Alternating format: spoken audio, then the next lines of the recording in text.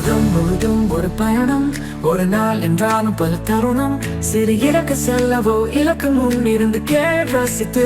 இது ஒரு பட்டாம்பூச்சியின் கதை. பட்டாம்பூச்சிகள் பட்டாம்பூச்சிகள். ஹலோ மை டியர் செல்லகுட்டீஸ், குட் மார்னிங். எல்லாரும் எப்படி இருக்கீங்க? சந்தோஷமா இருக்கீங்களா? இந்த வாரத்திலேயும் உங்களை சந்திக்க நானும் ஓடோடி வந்துட்டு அப்படிதான் சரணம். வாரங்கள் தோறும் நம்ம நிறைய விஷயங்கள் பார்க்கிறோம், நிறைய பக்கங்கள்ல பிரயாணிக்கிறோம், நிறைய பக்கங்கள் புது புது அனுபவங்கள் சார்ந்த விஷயங்கள்ல நம்ம தேடி பார்த்துட்டு இருக்கோம் இல்ல. அந்த விதத்துல இந்த வாரத்திலேயும் நம்ம ரொம்ப முக்கியமான ஒரு தினத்துக்குள்ளதான் போகிறோம். இந்த வாரம் ஃபெஸ்டிவல்கான, அதாவது கொண்டாட்டங்களும் நிகழ்வுகளும் கூடிய தினமாதான் இந்த ஒரு தினம் பேசப்படுது, அப்படிதானே? ஸோ இந்த தினத்துல நம்ம என்னென்ன விஷயங்கள் பார்க்க போறோம். நீங்க யோசிக்காதீங்க கொஞ்சம் த்ரோட் டிஃப்ரெண்டா இருக்கு, என்ன ஸ்பீச் இருக்கு அப்படின்னா, எனக்கு கொஞ்சம் ஃபீவரா இருக்கு, கொஞ்சம் கோல்டா இருக்கு, அதனால வாய்ஸ்லாம் ஒரு சேஞ்சஸ் இருக்கு. நம்ம அதெல்லாம் பொருட்படுத்தாம நம்ம என்ன செய்வோம், கிளாஸஸ்க்கு இம்பார்ட்டன்ஸ் கொடுப்போம். ஓகேவா? இன்னைக்கான கிளாஸஸ் பொறுத்த வரைக்குமே சொல்ல போட்டு நம்ம ஃபெஸ்டிவல் பத்தி தான் பார்க்க போறோம் இல்லையா. ஃபெஸ்டிவல் அப்படிங்கிறது இந்த தினங்கள் எதுக்காக பார்க்குறோம்னு சொன்னா, வேர்ல்டு வைட் மோஸ்ட் இந்த தினங்கள் செலிப்ரேட் பண்ணாங்க. பட் ஏன், எதுக்கு, இதன் வரலாறு என்ன, இதன் நோக்கம் என்ன, இதன் மையக்கருத்து என்ன அப்படிங்கிற எந்த விஷயமுமே தெரியாம ஓகே இப்படி ஒரு டே செலிப்ரேட் பண்றாங்க, நம்ம இதெல்லாம் பண்ணலாம், இப்படி போகலாம் அப்படிங்கிற ஒரு சிம்பிளான விஷயம் மட்டும் தான் மைண்ட்ல இருக்குமே தவிர்த்து இது எதுக்காக செலிப்ரேட் பண்றாங்க, இதுல என்ன இருக்கு ஸ்பெஷல், இதுல என்ன முக்கியத்துவம் அப்படிங்கிறது நிறைய பேருக்கு தெரியாது. அதுதான் உண்மையான காரணி. பட் நம்ம என்ன பண்ண போறோம் அப்படின்னு சொன்னா, ஒவ்வொரு ஃபெஸ்டிவல்ஸையுமே டீட்டெயிலா தெரிஞ்சுட்டு அதன் வரலாறு, நோக்கம் என்ன, அதன் அடிப்படை விஷயங்கள் என்ன, இது எதுக்காக செலிப்ரேட் பண்றாங்க, இது எவ்வாறான விதத்துல செலிப்ரேட் பண்றாங்க, எந்தெந்த நாடுகள் வரைக்குமே அப்படிங்கறத நம்ம டீட்டெயிலா பாக்குறோம். ஸோ இந்த வாரத்துல நம்ம என்ன பண்ண போறோம், ஒரு ஃபெஸ்டிவல் பக்கத்துக்குள்ளதான் போறோம். ஃபுல் ஒயிட் அப்படின்னு சொல்லும்போது ஏதாவது கெஸ் பண்ற மாதிரி இருக்கா?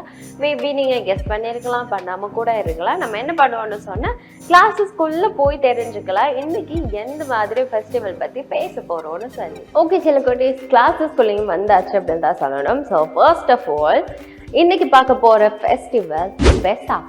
ஸோ வெசாக் அப்படிங்கிறது உலகவாழ் அப்படிங்கிறதையும் தாண்டி சில நாடுகளில் மட்டும்தான், உலகவாழ் ஏனைய நாடுகள் அனைத்து நாடுகளையும் செலிப்ரேட் பண்ணக்கூடிய ஒரு ஃபெஸ்டிவலாக இல்லை. சகோதர மொழி மக்கள், அதாவது பௌத்த மக்கள் வாழக்கூடிய நாடுகளில் அதிக அளவு செலிப்ரேட் பண்ணக்கூடிய ஒரு ஃபெஸ்டிவலாக தான் இந்த ஒரு வெசாக் ஃபெஸ்டிவல் இருக்கு.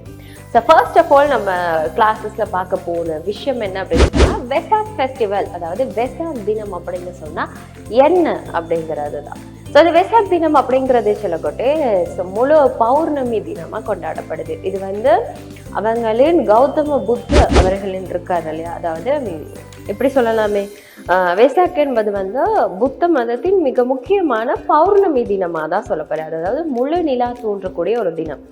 இந்த நாளில் கௌதம புத்த அவர்களின் வாழ்க்கையில் நடந்த 3 முக்கிய நிகழ்வுகளை நினைவுபடுத்தி அவங்க செயற்திட்டங்கள் செய்வாங்க. அந்த 3 கூறுகளின் அடிப்படையில் தான் அந்த ஒரு தினம் நினைவுபடுத்தப்படுது.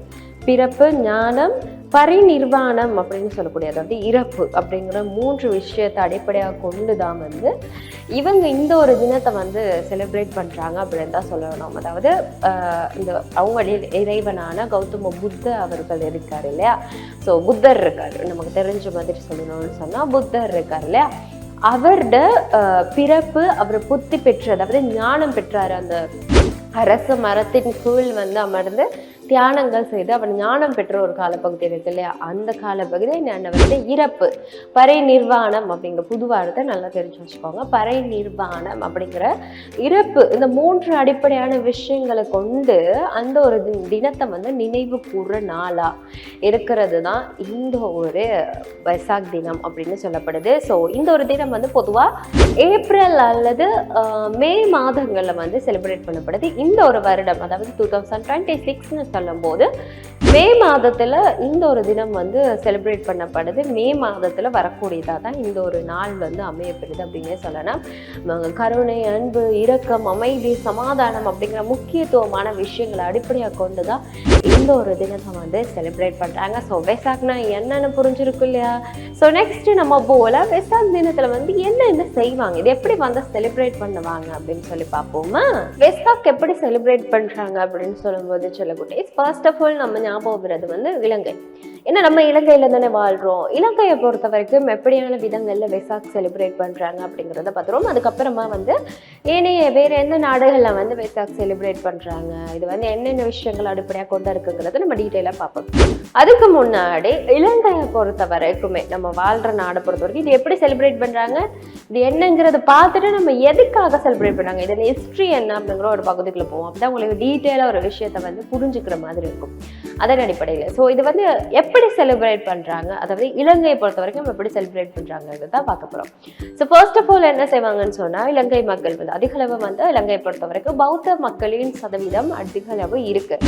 இலங்கை அப்படிங்கிற ஒரு நாடு வந்து 4 மதங்களால பிரிக்கப்பட்ட நாடா இருந்தாலுமே பௌத்த மக்களின் செல்வாக்கும் பௌத்த மக்களின் அவங்களோட மக்கள் தொகையும் வந்து அதிகமா இருக்கிறதுனால இந்த வெசாக் தினம் அப்படிங்கிறதெல்லாம் கொஞ்சம் மோஸ்ட் அவங்க செலிப்ரேஷனா ரொம்ப கிராண்டடா செலிப்ரேட் பண்ற ஒரு ஃபெஸ்டிவலா தான் இருக்கும்.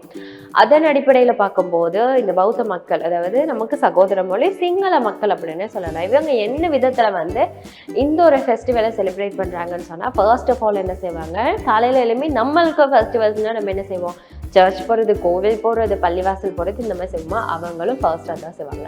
ஏர்லி மார்னிங் 6க்கு முன்னாடியெல்லாம் எழும்பி அவங்க குளிச்சு ரெடியாகி ஃபுல் ஒயிட் ட்ரெஸ் வேர் பண்ணி அவங்க என்ன செய்வாங்க, விகாரைகள் நோக்கி செல்வாங்க.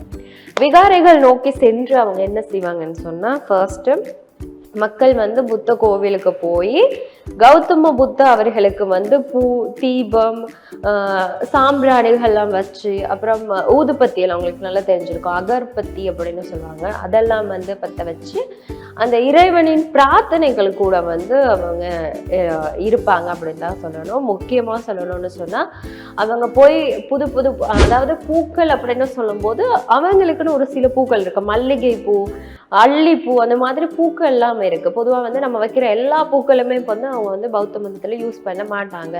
இப்போ நம்ம கோவில்ல சாமிக்கு வந்து பூ கட்டும் போது நம்ம விதவிதமான நிறைய பூக்கள் வந்து சேர்த்துக்குவோம். பட் அவங்க கிட்ட அப்படி ஒரு விஷயம் இல்லை. அவங்க மோஸ்ட் அப்படி மல்லிகை பூவும் அல்லிப்பூவும் வந்து அதிக அளவு பயன்படுத்துற மாதிரி இருக்கும். அண்ட் சேம் திங் தாமரை பூ. தாமரை பூ அவங்களோட சின்னமாவே இருக்கு அப்படின்னே சொல்லணும். ஸோ அந்த தாமரை பூ இது எல்லாமே எடுத்துட்டு போய், அதுவும் சுத்தமான அப்போ ஏர்லி மார்னிங் எடுக்கக்கூடிய பூக்களா எடுத்துட்டு போய் அவங்க என்ன செய்வாங்க, இறைவன் முன்னாடி வைத்து அவங்களுக்கு அந்த அகர்பத்திகள் பற்ற வச்சு, விளக்குகள் ஏற்றி, சாம்பிராணி எல்லாம் வைத்து, தீபங்கள் எல்லாம் சுற்றி வைத்து பிரார்த்தனைகள் செய்வாங்க. அண்ட் சேம் திங் இன்னொன்று என்ன செய்வாங்கன்னு சொன்னா, ஒரு குட்டி குடங்கள்ல என்ன செய்வாங்கன்னு சொன்னா நீர் எடுத்துக்குவாங்க. நீர் எடுத்துட்டு போய் அந்த போதி மரத்தை சுத்தி வந்து லாஸ்டா அந்த போதி மரத்துக்கிட்ட வந்து அந்த அவங்க பிரார்த்தனைகள் செஞ்சு அந்த நீர் வந்து ஊற்றுவாங்க. இது எல்லாமே வந்து ரொம்ப விசேஷமா அவங்க செய்யற ஒரு விஷயம். அண்ட் செகண்ட் திங் அவங்க என்ன செய்வாங்கன்னு சொன்னா, விளக்குகள் ஏற்றுவாங்க. இறைவனை நினைத்து வந்து அவங்க அந்த விகாரைக்கு முன்னாடி இல்லாட்டி விகாரையில வந்து அந்த தூபிகள் வைக்கப்பட்டிருக்க ஒரு இடங்கள்ல வந்து அந்த சிலைகள், அதாவது அவங்களோட கௌதம புத்த அவர்களின் சிலைகள் வைக்கப்பட்ட இடங்கள்ல வந்து பூக்களினாலும் விளக்குகளினாலும் முழுமையா அலங்கரிப்பாங்க. ரொம்பவே அழகா பார்க்கறதுக்கு ரொம்ப அழகா இருக்கும். சீரியஸ்லி ரொம்ப ரொம்ப அழகான ஒரு விஷயமா இருக்கும். அது எல்லாமே அலங்கரிச்சு அந்த எல்லாருமே ஒயிட் ட்ரெஸ்ல ஒரு மாதிரி பிரார்த்தனைகளும் பக்தியுமா வந்து ஒரு மாதிரி கலர்ஃபுல்லா அமைதியான ஒரு பக்கமா இருக்கும். ஸோ இந்த மாதிரி எல்லாம் செய்வாங்க. அண்ட் தேர்ட் திங்ஸ் அப்படின்னு சொல்லும் போது இந்த பிரார்த்தனைகள்லாம் முடிஞ்சு வந்து உணவுகள் வந்து தான தர்மம் வழங்குறது. இது சகோதர மொழியில சொல்லும் போது நான் சொல்லியிருந்தேன் தன்சல் அப்படின்னு சொல்லுவாங்க. இந்த உணவுகள் வந்து தான தர்மம் கொடுப்பாங்க. இல்லாதவங்க இருக்கிறவங்க எல்லாருமே பெருகி சாப்பிடணும், அவங்களுக்கு ஒரு நேரம் பசி ஆறணும்னு சொல்லி சாப்பாடு என்னனாலும் அவங்களால முடிஞ்ச என்ன சாப்பாடை வந்து தான தர்மம் வழங்க முடியுமோ அது எல்லாமே அவங்க பண்ணுவாங்க. நிறைய பக்கங்கள் பொதுவாக நீங்க நல்லாவே பழகி இருப்பீங்க, ஊர் மக்கள் வந்து நிறையவே பழக்கக்கூடியதாக இருக்கும். இந்த கொழும்பு பிரதேசம் வரைக்குமே இந்த தன்சல் வந்துருச்சுன்னு சொல்லி எல்லாருமே நீங்க வெளியில போறது சாப்பிட்றது இந்த மாதிரி விஷயங்கள்லாம் இருக்கும். ஸோ இந்த மாதிரி தன்சல் கொடுப்பாங்க. இதெல்லாமே கொடுத்து முடிய அந்த தன்சல் கொடுக்கறதுக்கு முன்னுக்கும் ஒரு பிரார்த்தனைகள்லாம் செஞ்சுதான் கொடுப்பாங்க. இதெல்லாமே கொடுத்து முடிய ஈவினிங் அவங்க என்ன செய்வாங்கன்னு சொன்னா, மறுபடி ஆன்மீக வாழ்க்கைக்குள்ள போயிட்டு நட்போதனைகளை வந்து எடுத்துக்குவாங்க அப்படின்னு தான் சொல்லணும். அவங்களுடைய அந்த புத்தர்கள், அதாவது பௌத்த மதத்தை பின்பற்றக்கூடிய தலைவர்கள் இருக்காங்க இல்லையா, அந்த பௌத்த பிக்குகள் இருக்காங்க இல்லையா, அவங்க வந்து வீடுகள் அவைய செஞ்சு இல்லாட்டி விகாரைகளை வந்து நட்போதனைகளை வந்து வழங்குவாங்க. இந்த நட்போதனைகளை வந்து சொல்லப்படும், இப்படி இப்படி இருக்கணும், இந்த மாதிரி வாழணும், இந்த மாதிரி வாழ்க்கை கொண்டு போகணும்னு சொல்லக்கூடிய சிறந்த நட்போதனைகளை வந்து வழங்கி அந்த ஒரு தினத்தை வந்து அவங்க முடிப்பாங்க அப்படித்தான் சொல்லணும். இலங்கை வாழ் மக்கள் இந்த ஒரு ரீதியில தான் இந்த ஒரு வெசாக் ஃபெஸ்டிவலை செலிப்ரேட் பண்றாங்க. ஓகேவா? சரி, ஓகே. நம்ம வந்து எதுக்காக இலங்கை வரலாறு பேசணும், இலங்கையில எப்படி செலிப்ரேட் பண்றாங்க பேசணும்னு சொன்னா, நம்ம வாழ்றது இலங்கையில தானே. இதன் அடிப்படையில தான் இலங்கை தேசத்துல வந்து எப்படியான விதத்தில் நம்ம பார்த்து பழகுன சின்ன வயசுல இருந்து தெரிஞ்ச ஒரு விஷயமா தான் இந்த ஒரு ஃபெஸ்டிவல் வந்து செலிப்ரேட் பண்ணிட்டு இருக்காங்க. ஸோ அதை எப்படி செலிப்ரேட் பண்றாங்கன்றத நம்ம பார்த்துருந்தோம். Okay fine. இப்போ வந்து இதுக்கான வரலாறு என்ன? வெசாக் அப்படிங்கிற ஒரு தினம் வந்து கௌதம புத்த அவர்களின் நினைவுகளை அடிப்படையாக கொண்டு செலிப்ரேட் பண்றதுன்னு வச்சுட்டோம்.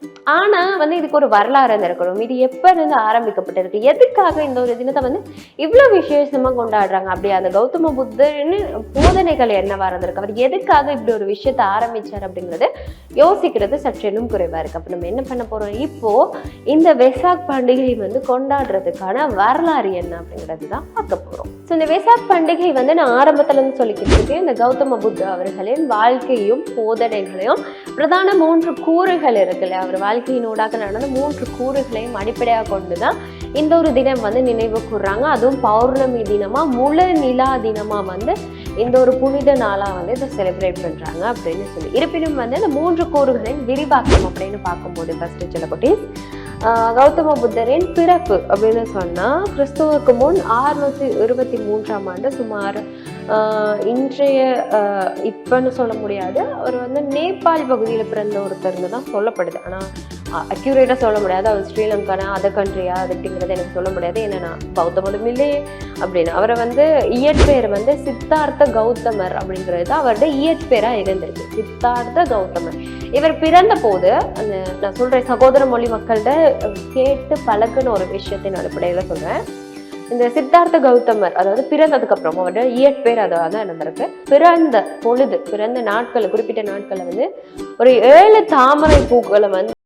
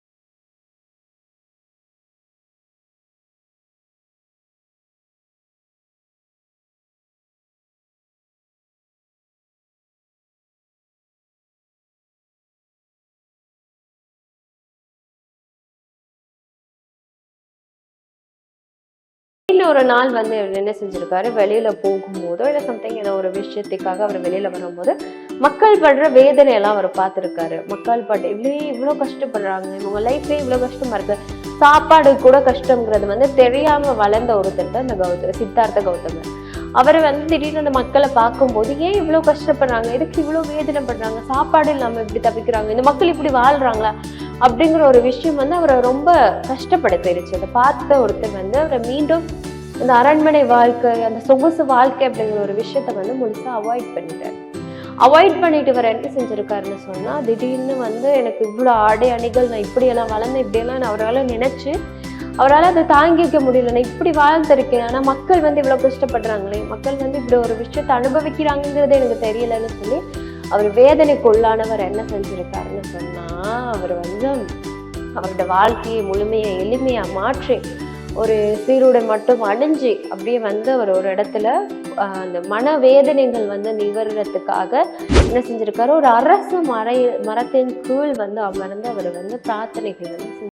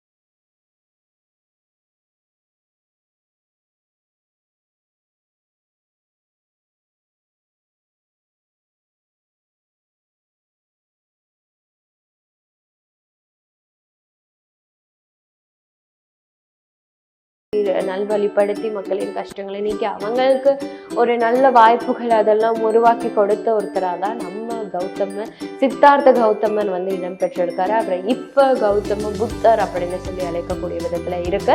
இவர் இப்படி இருக்கும்போது பரிநிர்வாணம் அடைஞ்சிட்டாரு அப்படின்னு சொன்னா தனது போதனைகள் வந்து 45 ஆண்டுகள் பரவிய பிறகும் அவர் என்ன செஞ்சிருக்காரு, பரிநிர்வாணம் வந்து அடைஞ்சிட்டாரு அப்படின்னு சொல்லலாம். நம்ம அவர் வந்து தொடர்ந்த போதனைகள்லாம் வழங்கி மக்களை நல்வழிப்படுத்தி அவங்கள சந்தோஷமாக்கி அவங்க நல்ல வாழ்க்கையை அடைகிறதுக்கு வந்து ஒரு 45 வருடம் அவர் வந்து செலவழிச்சிருக்காரு.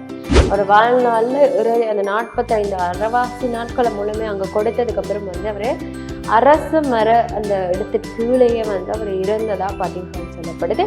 இப்படி அவர் இறந்ததுக்கு அப்புறமா இந்த மக்கள் என்ன செஞ்சிருக்காங்க, அவர் பிறப்பு, அவரோட ஞானம், அதாவது புத்தி பெற்றது, அதுக்கப்புறம் இறப்பு, இது எல்லாமே அவர் செஞ்ச தியாகத்தின் அடிப்படையாக கொண்டு அவருக்கான ஒரு தினமாக தான் இந்த பௌர்ணமி தினம், அதாவது புனித நாளா முழு நிலாக வரக்கூடிய மே அல்லது ஏப்ரல் அல்லது மே மாதங்கள்ல வரக்கூடிய ஒரு தினத்தை வந்து வெசாக் பண்டிகையா செலிப்ரேட் பண்றாங்க. ஓகேவா, இதுதான் வரலாற்று ரீதியான கதை. இதனூடாக தான் மக்கள் வந்து வெசாக் அப்படிங்கிற ஒரு பண்டிகை வந்து செலிப்ரேட் பண்றாங்க. புரிஞ்சிச்சா? ஓகே செல்லகுட்டி, வெசாக் அப்படிங்கிற ஒரு தினம் வந்து எப்படியான விதத்துல ஆரம்பிக்கப்பட்டிருக்கு, இதன் அடிப்படையில வந்து இவங்க செலிப்ரேட் பண்றாங்கன்னு பார்த்துக்கலாம். சேம் திங் நான் சொன்னேன், ஸ்ரீலங்கா மாத்திரமில்லை ஏனைய நாடுகளும் வந்து இந்த வெசாக் அப்படிங்கிற ஒரு பண்டிகையை வந்து செலிப்ரேட் பண்ணுவாங்க அப்படின்னு. அதாவது பௌத்த மதத்தின் பரவல் எங்கெங்க இருக்கோ அந்த நாடுகளில் வந்து இந்த வெசாக் அப்படிங்கிற ஒரு பண்டிகை வந்து ரொம்ப கிராண்டாக செலிப்ரேட் பண்ணக்கூடிய ஒரு பண்டிகையாக இருக்குது. அவங்களும் சேம் திங் நம்ம இப்போ சொன்ன 4 பிரிவுகள் இருக்கு இல்லையா, ஸ்ரீலங்காவில் எப்படியான விதத்தில் வந்து வெசாக் செலிப்ரேட் பண்ணுறாங்க, அந்த 4 அடிப்படையான பிரிவுகள் சொன்னோம் இல்லையா, அதே மாதிரி தான் ஏனைய நாடுகளே செலிப்ரேட் பண்ணுவாங்க. அப்படி சொல்லக்கூடிய நாடுகள் அப்படின்னு சொன்னால் ஃபர்ஸ்ட் சொல்றதே வந்து நம்ம ஸ்ரீலங்கா தான். பௌத்த மதத்தின் பேர் போன ஒரு நாடு Sri Lanka and Thailand, Myanmar, Nepal, Cambodia, Laos, Vietnam இந்த பகுதிகள் வந்து மோஸ்ட் ஆஃப் தி இலங்கை போல வந்து அவங்களும் இந்த வெசாக் தினத்தை வந்து செலிப்ரேட் பண்ணுவாங்க. அவங்களும் வீடுகளில் தெருக்களில் வந்து விளக்குகள் வைத்து பூக்களால் அலங்கரிக்க செய்து அந்த புத்தரின் சிலைகளுக்கு வந்து பூக்கள் அது இதுன்னு வச்சு அந்த செலிப்ரேஷன் செஞ்சு இந்த மாதிரி அவங்களும் ஏனைய நாடுகள் ரீதியில் இந்த மாதிரி திட்டங்கள் செய்வாங்க. அண்ட் சேம் டைம் லாஸ்ட்டாக ஒரு விஷயம் சொல்லணும்னு சொன்னால், இவங்க நான் ஃபுல்லாக ஒயிட் வேர் பண்ணியிருக்கேன், நீங்கள் கெஸ் பண்ணியிருப்பீங்க. ஒயிட் வேர் பண்ணுறது எதுக்காகன்னு சொன்னால், பொதுவாக அவங்களுக்கு வந்து கலர் ட்ரெஸ்லாம் வேர் பண்ணுறது ரொம்ப கம்மி. சித்திரை புத்தாண்டு தினத்தில் வந்து அவங்க கலர் ட்ரெஸ் வந்து வேர் பண்ணுவாங்க. ஆனால் வெசாக் தினத்தில் எதுக்காக ஃபுல்லாக ஒயிட் வேர் பண்ணுறாங்கன்னு சொன்னால், எளிமையை குறிக்கிற விதமாக சமாதானம், கருணை, எளிமை இப்படிங்கிற விஷயங்களை அடிப்படையாக கொண்டு தான் அவங்க வந்து ஃபுல்லாக ஒயிட் கலர் வேர் பண்ணுறாங்க. அண்ட் ஃபர்ஸ்ட் ஆஃப் ஆல் அவங்களோட ட்ரெஸ்ன்னு சொல்லும்போது மோஸ்ட் ஆஃப் தி வந்து சொல்லக்கூடிய பொதுவான கருத்து அப்படின்னு சொன்னால், ஆண் பெண் எல்லாருமே யாராக இருந்தாலுமே காலையில் எழுந்ததுடன் குளித்து அவங்க வந்து முழுமையான எளிமையான ஒயிட் கலர் ட்ரெஸ் வந்து வேர் பண்ணணும். ஃபுல் ஒயிட்டாக தான் இருக்கணும், அவங்க வேறு கலர்ஸ் வந்து சேர்த்துக்காம ஃபுல் ஒயிட் கலரில் வேர் பண்ணணும். ரொம்ப எளிமையான சிம்பிளான ஒரு ட்ரெஸ் கூட இருக்கணும். ரொம்ப ஹெவியாக கிராண்டடாக அப்படியெல்லாம் இருக்கவே கூடாது. இது வந்து ரொம்ப இப்போ நான் வேர் பண்ணி இருக்க மாதிரி ரொம்ப சிம்பிளான எளிமையானது. இந்த இருக்கிறவங்க இல்லாதவங்க அதெல்லாம் அடிப்படையில் ரொம்ப எளிமையான ஒயிட் கலர் ட்ரெஸ் ஒன்று வேர் பண்ணணும். டிசைன்ஸ் இல்லாமல் ஃபுல் ஒயிட்டாகவே இருக்கணும் அப்படிங்கிறது ஃபர்ஸ்ட் ஆஃப் ஆல் ஒரு விஷயம். இது பசங்க பொண்ணுங்க யாராக இருந்தாலுமே. அண்ட் அவங்க உணவுன்னு சொல்லும் போது மோஸ்ட் ஆஃப் தி ஆக்கள் வந்து அந்த நாட்களில் வந்து அசைவத்தை வந்து அவாய்ட் பண்ணி சைவமாக இருப்பாங்க அப்படின்னு சொல்கிறாங்க. இவங்க வந்து நீங்கள் யோசிக்கலாம், பாட்சோறு தானே அவங்க தேசிய உணவு, அதுதானே அவங்களுக்கு பிரதானமான உணவு, அது சாப்பிடுவாங்க. இல்லை அப்படி இல்லை. பொதுவாக வந்து நிறைய பேர் வந்து அந்த நாளில் விரதம் இருப்பாங்க, சாப்பிடாம இருப்பாங்க. அதுக்கு இறைவனின் ஆன்மீக வாழ்க்கையோடு தொடர்புபட்டது சாப்பிடாம இருப்பாங்க. சேம் டைம் அவங்க வந்து தான தர்மம் வழங்குவாங்க இல்லை, அந்த நேரத்தில் மக்களோடு மக்களாக சாப்பிட்றவங்களும் இருக்காங்க. ஸோ தான தர்மம் வழங்கும்போது என்னன்னாலும் அவங்களால முடிஞ்ச எந்த ஒரு உணவாக இருந்தாலும் தான தர்மம் வழங்கலாம். இதுதான் வந்து நியதி. என்ன சாப்பாடுனாலுமே சரி, உங்கள்கிட்ட இருக்க ஒரு பண்ணா இருந்தாலும் கூட நீங்க நினைச்சது தான தர்மம் வழங்கலாம்.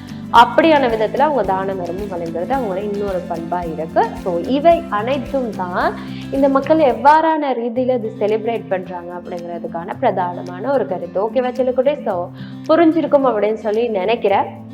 ஸோ இவங்களோட அடிப்படையான விஷயம் கருணை, அன்பு, இரக்கம், அமைதி, சமாதானம், அப்படிங்கிற அடிப்படையான விஷயங்களை கொண்டதோட இந்த கௌதம புத்தர் அவர்களின் 3 பிரதான கூறுகள், பிறப்பு, இறப்பு, ஞானம் பெற்றது அப்படிங்கிற 3 விஷயத்தை வந்து அடிப்படையாக கொண்டு புனித நாளான இந்த பௌர்ணமி தினத்துல வந்து இந்த ஒரு நாளை வந்து செலிப்ரேட் பண்றாங்க அப்படிங்கிறது தான் இங்க ரொம்ப முக்கியமான ஒரு விஷயம். சொல்லக்கூடிய ரொம்ப புரிஞ்சிருக்கும் அப்படின்னு சொல்லி நினைக்கிறேன். ஸோ இவங்க வந்து கிராண்டா செலிப்ரேட் பண்ற ஒரு ஃபெஸ்டிவல் இல்லை இது. சில பேர் வந்து வெசாக் கூடுகள்லாம் அமைப்பாங்க. அது வந்து அது ஒரு அழகுக்காகவும் வெசாக் தினத்தை வந்து ஒரு மகிழ்ச்சி ஊற்ற விதமாகவும் தான் வந்து வெசாக் கூடுகள் வந்து அமைச்சிருப்பாங்க. நீங்கள் பார்த்துருப்பீங்க நிறைய வீடுகளில் வந்து தெருக்களில், வீடுகளில், விகாரைகளில் வந்து அலங்கரிக்கிறது வந்து இந்த வெசாக் கூடுகள் வந்து அவங்களோட ஒரு சந்தோஷத்தையும் அந்த பௌத்தரின் தினத்தை குறிக்கிற விதமாகவும் இந்த விளக்குகள் வைக்கிறதோட அந்த வெசாக் கூடுகள் வந்து அவங்களோட ஒரு அடையாளமாகவும் வந்து செய்யப்படுறது. இது ஒரு வழக்கமாக இருக்கு. இது பொதுவாக நிறைய இடங்கள்ல இந்த வெசாக்காக இந்த ஒரு விஷயங்கள் செய்வாங்க. வெசாக் கூட அமைக்கிறது வந்து அவங்க சிறுவர்களுக்கான ஒரு சந்தோஷத்தை கிரியேட் பண்ற ஒரு விதமா, ஒரு மகிழ்ச்சியை உருவாக்குற ஒரு விதமாக தான் வெசாக் கூடுகள்லாம் அமைச்சு இந்த ஒரு தினம் செலிப்ரேட் பண்ணப்படுது. ஓகேவா? எனிவேஸ் இது ஃபைனலி சொல்லணும்னு சொன்னா இந்த ஒரு வெசாக் பண்டிகை வந்து மக்கள் மத்தியில முழுமையான எளிமையான ஒரு தோற்றமும், எளிமையான ஒரு மனமும், சமாதானம், ஒற்றுமை, கருணை அப்படிங்கிற அடிப்படையான விஷயங்களை கொண்டுதான் இந்த ஒரு தினம் செலிப்ரேட் பண்ணுறது. எனக்கு சேம் திங் சொல்லக்கூடிய நீங்க எடுத்துக்க வேண்டிய படிப்பினை என்ன இருக்குன்னு சொன்னா, வாழ்க்கையில நம்ம எல்லாமே நமக்கு இருந்தாலும், எதுவுமே இல்லாம இருந்தாலும் வந்து மக்கள் மத்தியில அன்பு, சமாதானம், கருணை அப்படிங்கிற ஒரு விஷயம் வந்து மனித குணத்துல இருக்கணும். இல்லைன்னு சொன்னா நம்மளை நம்ம கையிலே பிடிச்சிக்க முடியாது. நமக்குன்னு ஒரு இது வந்துச்சுன்னு சொன்னா அது கஷ்டம். மக்கள் மத்தியில பகிர்வு அப்படிங்கிற ஒரு விஷயம், உங்க ஃப்ரெண்டு உங்களுக்கு கூட இருக்காங்கன்னு சொன்னா உங்ககிட்ட இருக்கிற எதுவுமே அவங்க கிட்ட இல்லைன்னு சொன்னா ஷேர் பண்ணுங்க. It's good habit. ஸோ எதுவுமே ஷேரிங் அப்படிங்கிற லவ், கேரிங் அப்படிங்கிற ஒரு விஷயங்கள் அடிப்படையாக இருக்கணும். ஸோ எளிமையான வாழ்க்கையை வாழுங்க. ஆடம்பர வாழ்க்கையை இருக்கணுங்கிறது ஒரு விஷயம்னு சொன்னாலும் வாழணும், இப்படி இருக்கணுங்கிற அகங்காரம், திமிர்கள் வந்து இருக்கக்கூடாது. எளிமையான விதத்துல ஷேரிங், லவ், கிவிங் அப்படிங்கிற ஒரு விஷயத்தை அடிப்படையாக கொண்டு வாழுங்க செல்லக்குட்டேஸ். எனிவேஸ் நம்ம இப்போ கிளாஸஸ் முடிக்க பிறகு குட்டி ரிவ்யூவோட கிளாஸஸ் முடிச்சுக்கலாமா? ஓகே செல்லக்குட்டேஸ், இந்த வாரத்துல நம்ம கிளாஸை முடிக்க வேண்டிய டைம் வந்துருச்சு அப்படின்னு தான் சொல்லணும். ஸோ வெசாக் அப்படிங்கிற ஒரு பண்டிகை வந்து இந்த புத்தரின் தினமாக கொண்டாடப்படுது. கௌதம புத்த அப்படின்னு சொல்லக்கூடிய அவர்களின் இறைவனான ஒருத்தரை வந்து இந்த தினத்துல வந்து நினைவு கூறுறாங்க. அவரோட பிறப்பு, ஞானம் மற்றும் பரிநிவாரணம் அப்படின்னு சொல்லக்கூடிய, அதாவது இறப்பு, இந்த 3 தினத்தை வந்து 3 விஷயத்தை வந்து அடிப்படையாக கொண்டுதான் இந்த ஒரு பௌர்ணமி தினம் சாய்ஸ் பண்ணி அவங்க செலிப்ரேட் பண்றாங்க. இந்த செலிப்ரேஷன் அப்படிங்கிறதோட நிறைய பரிணாமத்தோட அவங்களோட வளர்ச்சியை நோக்கியும் அவங்க ஆன்மீகத்தை நோக்கியும் ஒரு செயல்படக்கூடிய ஒரு நாளாக தான் இந்த நாள் அமைது அப்படின்னு சொல்லணும். சொல்லக்கூடிய நல்லா ரிமெம்பர் பண்ணி ஞாபகப்படுத்தி வச்சுக்கோங்க.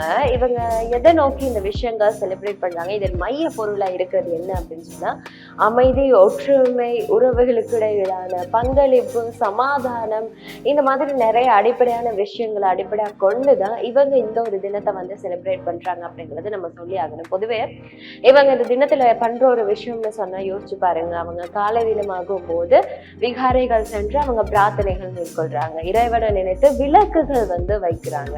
அதுக்கப்புறம் என்ன செய்யறாங்க, தான தர்மம். இத சகோதர மொழியில சொல்லும் போது தன்சல் அப்படின்னு சொல்லுவோம்.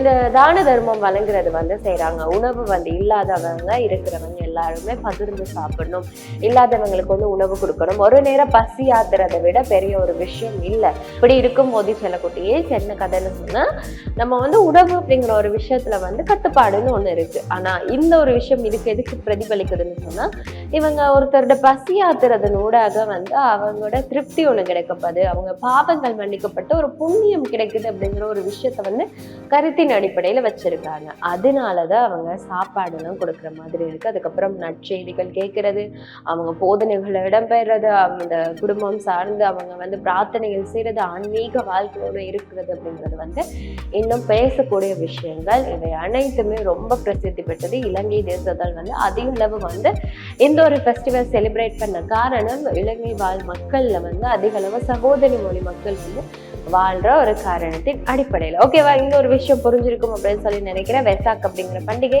எதற்காக எப்படியான விதங்கள்ல செலிப்ரேட் பண்றாங்கன்னு ஒரு புரிஞ்சிருக்குங்கிற நம்பிக்கையில நம்ம கிளாஸஸ்ல இருந்து கிளம்ப போறோம். So God bless you, take care, செல்லக்குட்டீஸ், பை. உலகம் முழுதும் ஒரு பயணம், ஒரு நாள் என்றாலும் பல தருணம். சிறு இலக்கு செல்லவோ இலக்கு முன் இருந்து ரசித்து. இது ஒரு பட்டாம்பூச்சியின் கதை. பட்டாம்பூச்சிகள், பட்டாம்பூச்சிகள்.